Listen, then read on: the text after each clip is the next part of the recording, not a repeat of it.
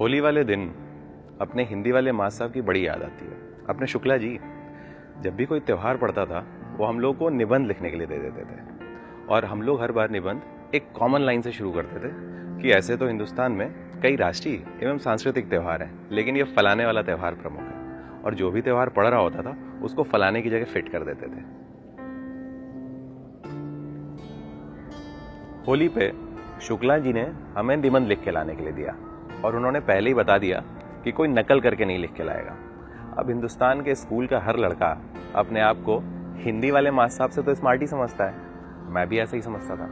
मैं घर गया, कुंजी उठाई और पूरा का पूरा निबंध वहां से चेप दिया।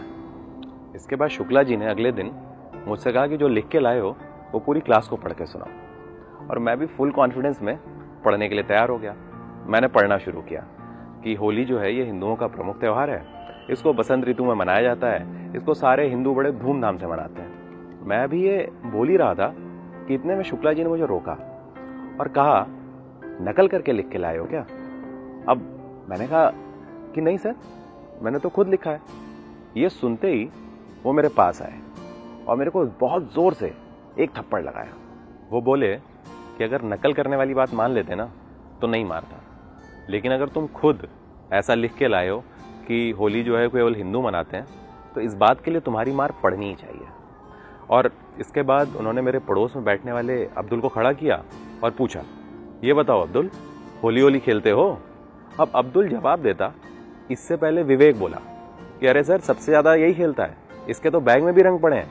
शुक्ला जी ने ब्लैक बोर्ड पे कविता लिख दी और हम सबसे कहा कि कल सब लोग इसको याद करके आएंगे।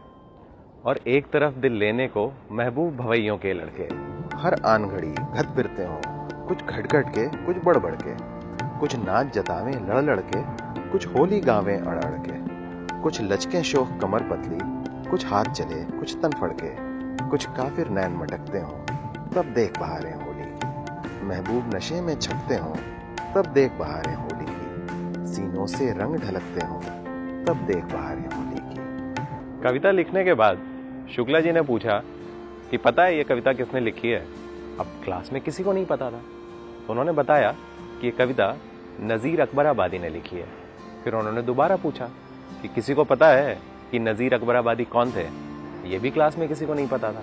इतने में पीछे से कहीं एक आवाज़ आई किसी लड़के की और उसने बोला कि नाम से तो कोई मुसलमान लग रहा है। शुक्ला जी ने उस लड़के को आगे बुलाया और उसके कान उमेटते हुए कहा कि नज़ीर अकबराबादी हिंदुस्तान के बहुत बड़े शायर थे और शायर हिंदू या मुसलमान नहीं होता।